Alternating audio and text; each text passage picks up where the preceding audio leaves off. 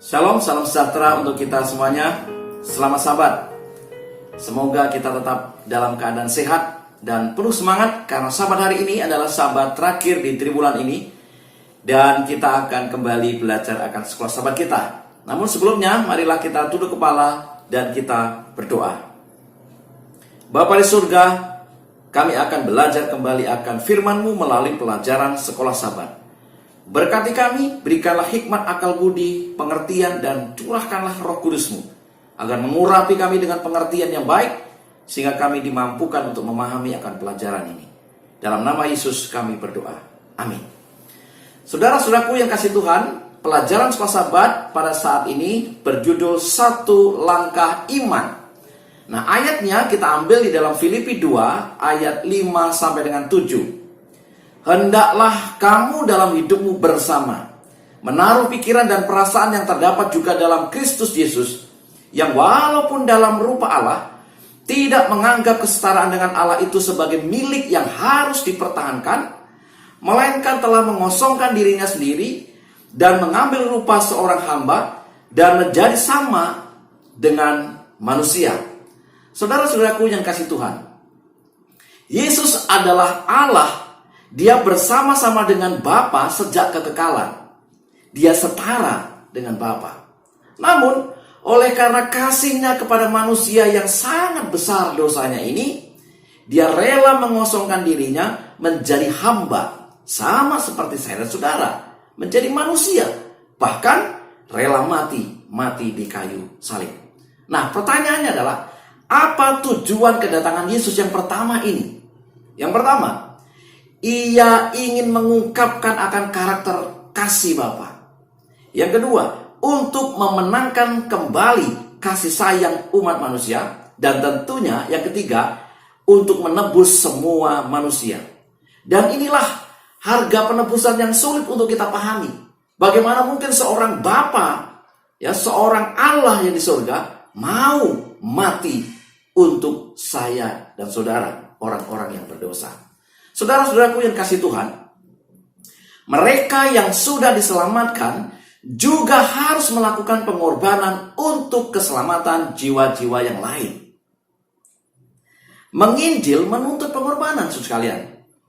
Nah, Allah menerima dan menghargai pengorbanan Yesus. Demikian juga Allah akan menerima, menghargai akan pengorbanan bagi setiap anak-anaknya yang menginjil. Buat saudara dan saya yang penuh dengan pengorbanan di dalam menginjil ini, Allah akan menghargainya dan Allah akan memberikan upah yang terbaik untuk saya dan saudara. Di hari Minggu, pelajaran kita berbicara tentang kasih pengorbanan diri Kristus. Apakah yang menjadi inti pemikiran Kristus? Dalam pola yang mengatur akan hidupnya, yang terdapat di dalam Filipi 2 ayat 5 sampai dengan 11. Sebagaimana ayat hafalan kita tadi walaupun dalam rupa Allah tidak menganggap kesetaraan dengan Allah itu sebagai milik yang harus dipertahankan, Yesus yang sederajat dengan Bapa itu sejak zaman kekekalan telah menjadikan dirinya tidak memiliki reputasi. Apa maksudnya? Karena Yesus mengambil rupa manusia dan menjadi hamba manusia dengan sangat rendah. Itulah kerendahan hati daripada Yesus. Kemudian yang ketiga, sebagai seorang hamba, Yesus mengungkapkan akan hukum kasih surga kepada seluruh alam semesta, bahwa kasih surga itu adalah kasih pengorbanan. Sampai di mana? Pengorbanan tertinggi karena kematian di kayu salib. Dengan kata lain, dia memberikan hidupnya untuk menyelamatkan hidup saya dan saudara. Saudara-saudaraku yang kasih Tuhan, mengikut Yesus berarti kita mengasihi Dia sebagaimana Dia mengasihi. Mengikut Yesus berarti kita melayani sebagaimana Dia melayani. Mengikut Yesus berarti kita menolong sebagaimana Dia menolong.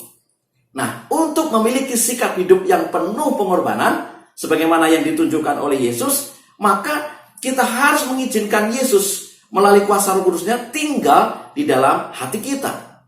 Supaya apa? Supaya ambisi kita, supaya keegoisan kita dan hal-hal yang mengganggu akan kuasa itu tinggal di dalam kehidupan kita. Izinkan Yesus tinggal di dalam hatimu. Nah, kemudian haruslah kita ingat bahwa pengorbanan apapun yang kita lakukan di dunia ini akan menjadi tidak berarti bila dibanding dengan sukacita hidup kekal yang Tuhan berikan kepada saya dan saudara. Artinya apa?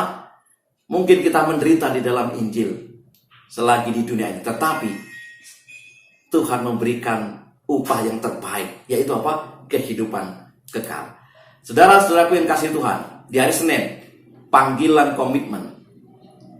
Contoh dari seorang Petrus dan Yohanes tentang komitmen yang radikal. Mengapa Petrus dan Yohanes mau membuat komitmen radikal untuk mengikut Kristus? Saudara bisa temukan di dalam Matius 4 ayat 18 sampai dengan 20. Ada 3 alasan yang saya mau kemukakan. Yang pertama, mereka sudah mengetahui sesuatu tentang Yesus selama lebih dari setahun, namun belum membuat komitmen penuh kepadanya. Yang kedua, pastilah ada sikap ilahi dari Kristus. Sesuatu tentang penampilan, tentang kata-kata, tentang tindakannya yang menunjukkan kepada mereka bahwa Kristus mengundang mereka untuk panggilan ilahi itu. Kemudian yang ketiga, mereka merasakan panggilan untuk tujuan yang lebih tinggi. Jadi, Petrus dan Yohanes memiliki komitmen yang luar biasa karena mereka menyadari ada tujuan yang lebih tinggi yang menjadi misi mereka. Tuhan mungkin tidak memanggil Anda untuk meninggalkan pekerjaan Anda hari ini. Tetapi Dia memanggil Anda untuk tujuan yang luar biasa, yaitu untuk membagikan kasih-Nya dan untuk menyaksikan kebenarannya demi kemuliaan namanya. Membagikan kasih Kristus untuk kemuliaan Kristus. Kemudian ada contoh yang lain. Siapakah Matius dan bagaimanakah ia merespon panggilan Yesus? Matius 9 ayat yang 9. Sebagaimana kita ketahui bahwa Matius adalah seorang pemungut cukai.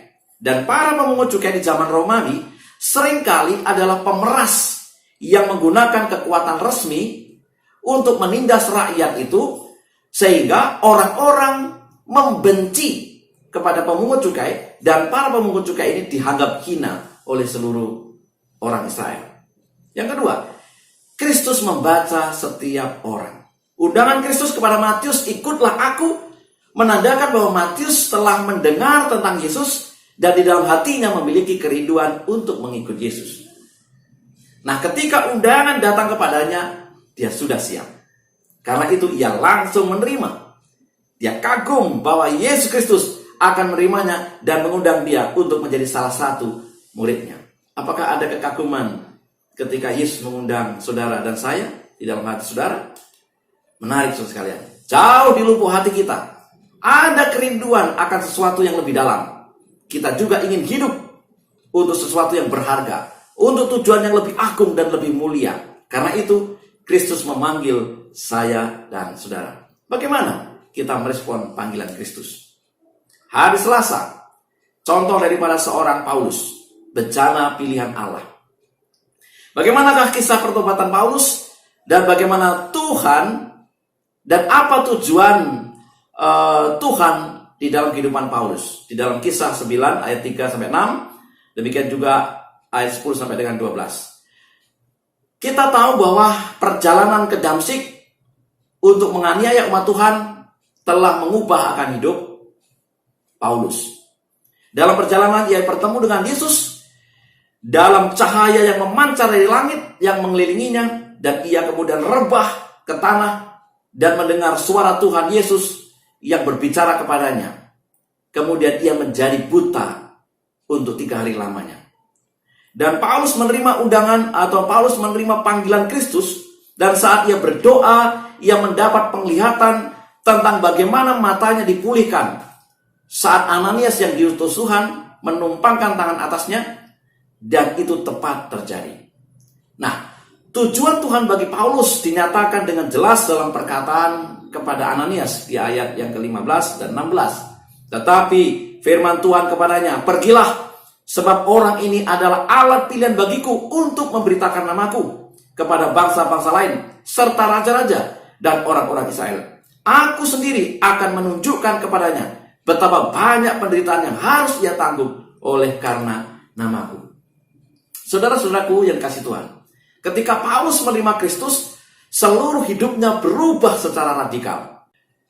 Melalui bimbingan Roh Kudus, Rasul Paulus memberitakan firman Allah kepada ribuan orang di seluruh dunia Mediterania.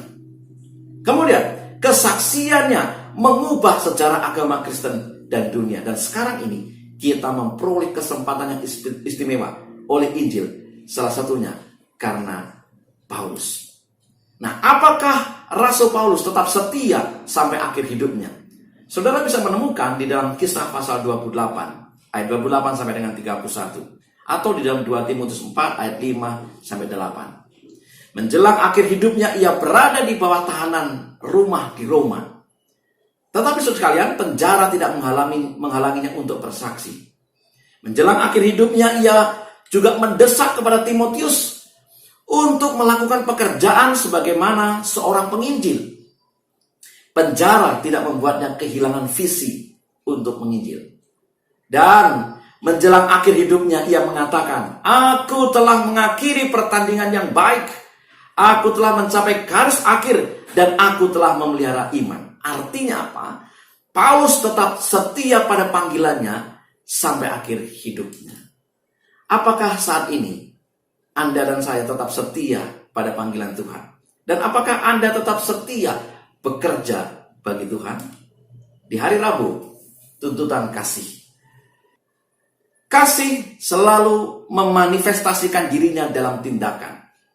Kasih kita kepada Kristus memaksa kita untuk melakukan sesuatu demi kemanusiaan yang telah hilang. Yesus tidak mengundang kita hanya untuk memberikan waktu, talenta, harta kita untuk tujuannya. Tidak. Tetapi Dia mengundang kita untuk memberikan hidup kita. Itulah makna kasih. Ada sebuah pertanyaan yang sangat luar biasa. Ada 3 pertanyaan dan 3 respon daripada Petrus ketika ia ditanya oleh Tuhan Yesus. Di dalam Yohanes 21 ayat 15 sampai dengan 19. Apa maknanya? Yang pertama, Petrus memiliki pengalaman 3 kali menyangkal Yesus. Dan hal itu sangat memukul akan hatinya. Sangat memilukan akan hatinya. Yang kedua, pertanyaan Yesus kepada Petrus menunjukkan bahwa Yesus sedang membangun kembali kepercayaan Petrus. Dan bahwa ia telah diampuni dan ia masih memiliki pengharapan. Yang ketiga, ketika Yesus berkata kepada Petrus, "Gembalakanlah," ya, artinya memberi makan domba-dombaku, dia menyemangati akan Petrus dan bahwa Yesus masih memiliki pekerjaan yang harus Petrus lakukan. Dan yang keempat, kasih ilahi itu aktif, itu bukan pasif.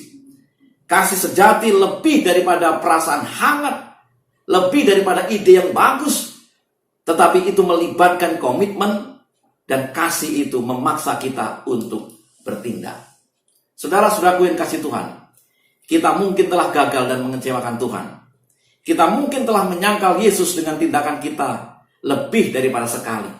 Kabar baiknya adalah bahwa kasih karunia masih tersedia dan bahwa Allah belum selesai bagi kita. Masih ada tempat dalam pekerjaannya bagi Anda dan saya. Apakah Anda dan saya mau? Itulah tantangannya buat saya dan saudara. Hari Kamis, komitmen kasih. Apakah yang Yesus ungkapkan kepada Petrus yang mengejutkan bagi Petrus tentang hidupnya yang merupakan harga daripada pemuritan? Yohanes 21 ayat 18 sampai dengan 19. Kristus menubuatkan kemartiran yang suatu hari nanti akan dialami oleh Petrus. Yesus sudah memberitahukan kepada Petrus bahwa Petrus akan mati martir. Tangannya akan direntangkan dan dia disalib dengan kepala di bawah. Kristus menawarkan kepada Kristus sukacita terbesar dalam hidupnya. Ketika ia di kemudian hari melihat banyak jiwa-jiwa dimenangkan bagi kerajaan Allah. Dan di hari Pentakosta, akhirnya Petrus melihat begitu banyak orang datang kepada Yesus. Banyak orang disembuhkan oleh karena pekerjaan Kristus. Dan yang ketiga, hak istimewa yang akan diterima oleh Petrus menuntut pengorbanan. Petrus harus membuat komitmen dengan mata terbuka lebar. Namun Petrus memahami bahwa tidak ada pengorbanan yang terlalu besar untuk bergabung dengan Yesus dan misinya kepada dunia. Bagaimana Yohanes mendefinisikan kasih di dalam 1 Yohanes 3 ayat 16 sampai 18.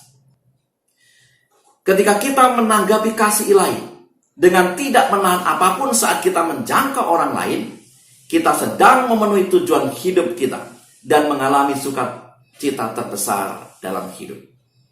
Sukacita terbesar hidup dan kebahagiaan abadi datang ketika kita memenuhi makna keberadaan kita dengan memuliakan Tuhan dengan cara hidup kita dan berbagi kasih dan kebenarannya kepada dunia. Dalam kekekalan nanti, kita akan mengerti bahwa semua pengorbanan yang kita lakukan di dunia ini tidak akan tampak seperti sebuah pengorbanan. Tidak pernah akan menjadi sia-sia semua investasi waktu Anda, harta Anda, bahkan hidup Anda untuk misi pelayanannya. Tidak pernah sia-sia. Betapa sukacitanya mengubah kasih menjadi tindakan, mengubah niat menjadi komitmen. Kutipan terakhir dari hamba Tuhan Ellen G. White dalam Testimony from the Church jilid 9 halaman 116-117. Di setiap gereja ada talenta yang dengan jenis pekerjaan yang tepat dapat dikembangkan untuk menjadi bantuan besar dalam pekerjaan ini.